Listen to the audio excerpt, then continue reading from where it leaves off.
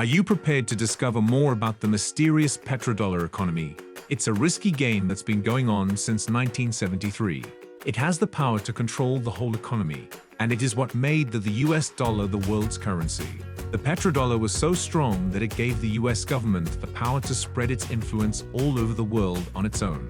But recently, petrodollar has been facing a big problem, and that's what we're going to talk about in this video.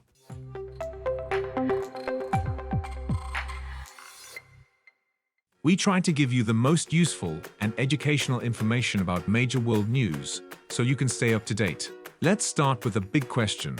What is a petrodollar?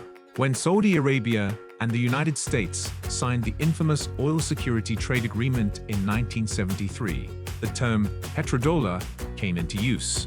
Both Saudi Arabia and the USA got major benefits out of this deal.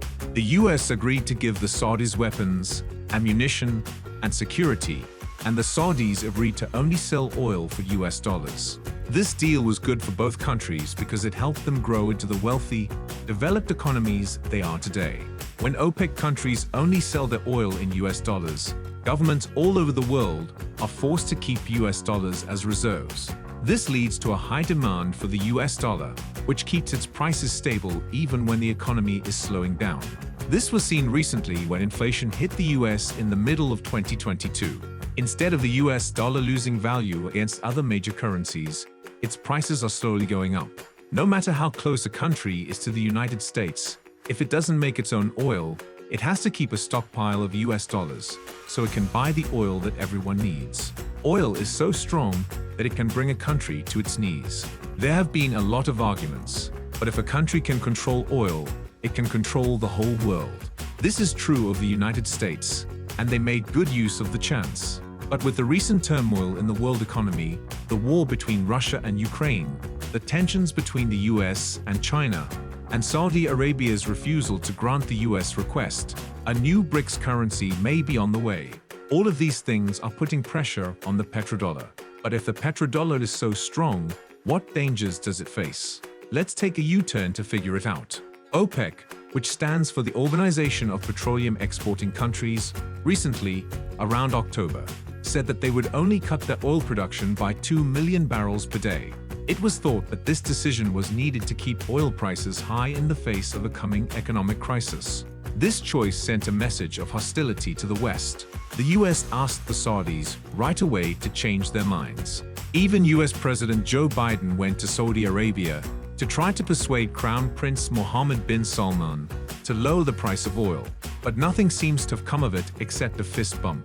After this, the US did what they always do, which is to threaten the Saudis with consequences, even threatening to pass a no-OPEC bill that would let the US bring Saudi Arabia and other OPEC countries into the American legal system seems to have no effect on the Saudis. Saudi Arabia joined forces with Russia to make OPEC+, and then Saudi Arabia asked to join the BRICS. All of these things point to one thing. Saudis are trying to come up with alternatives, and they are no longer just exclusive to Washington. Now, the big question is what the biggest threat to the petrodollar is. Well, the answer to this is petro-yuan. Xi Jinping, the leader of China, recently went to Saudi Arabia for a milestone summit. On December 9, 2022, Xi spoke at an Arab summit in Riyadh. Prince Mohammed bin Salman was in charge of the event. The event is a big step forward in how China and the Arab world get along with each other. As the world's largest oil exporter and consumer, Saudi Arabia and China both sent strong messages about non-interference during Xi's visit. This came at a time when Riyadh's relationship with Washington had been tested over human rights, energy policy, and Russia. Both countries think that switching from the dollar to the yuan is necessary because the dollar-dominated financial system is becoming more and more used as a weapon. They also hope that the move will bring stability to bilateral trade and break the US dollar's hold on the global oil market. If Saudi Arabia stopped using the dollar to buy and sell oil, it would be a huge political move. Riyadh had already threatened to do this when the America's no-OPEC bill could be used to open OPEC members to antitrust lawsuits in the US. The United States has a bigger economy than China overall, but China has been getting more involved in West Asia lately. Part of this is because of how the energy market works around the world. If China stopped using the dollar, it would give itself a big advantage. China has also grown its energy ties with Russia and Iran.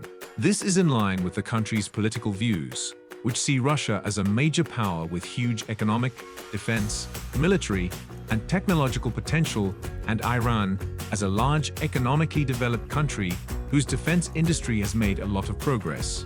What do you think will happen to the world economy if Petro-yuan becomes a new global currency?